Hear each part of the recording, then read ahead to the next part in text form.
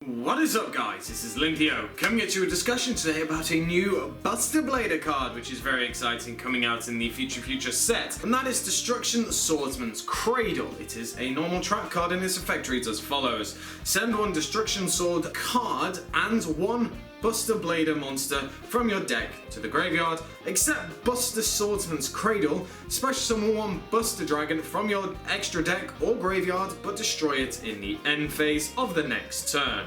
You can banish this card from your graveyard for the rest of the turn. Destruction Sword cards you control cannot be destroyed by battle or card effects. You can only activate one Destruction Swordsman's Cradle per turn. So it's really refreshing to see more Buster Blader support because I really like the archetype, I really like the deck, the whole lock is pretty fun. So let's get down to it. It is a normal trap card and you basically send a Buster Blader and a Destruction Sword card from your deck to the graveyard. So not only are you filling the graveyard with a Buster Blader card, which is very important, you can, for example, get the Buster Blader back with the Buster Dragon that you just summoned, but not only that, it fuels the graveyard by putting, for example, the other little sword guys into the graveyard. But not only that, one really good one is that it actually you can actually put memories into the graveyard, Destruction Sword memories, and that's the one where you can banish a Buster Blader and a Dragon to special summon out the big Fusion Buster Blader, which is pretty ridiculous. I like that it says that it destroys the Buster Dragon the following turn, because if it was just in the end phase, it'd be kind of a bit annoying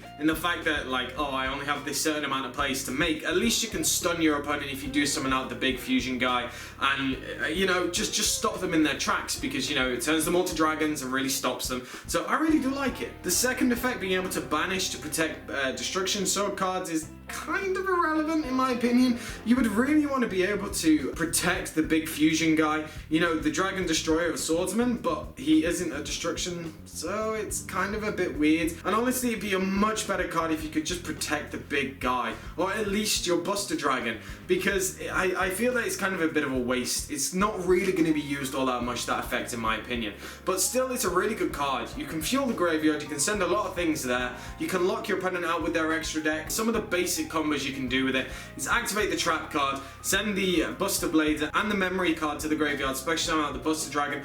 Buster Dragon effect, get out your Buster Blader. Then you can, for example, if you have any of the tuners in your hand, which you probably should at this point because you've only used one card so far, you probably will. You'll be able to get out another Buster Dragon if you so wish, and then you can keep going with your combos. You can overlay into a rank 8, or you can do whatever you want, because also if you have memories in the graveyard, it means that you can then banish it, go into the big fusion guy.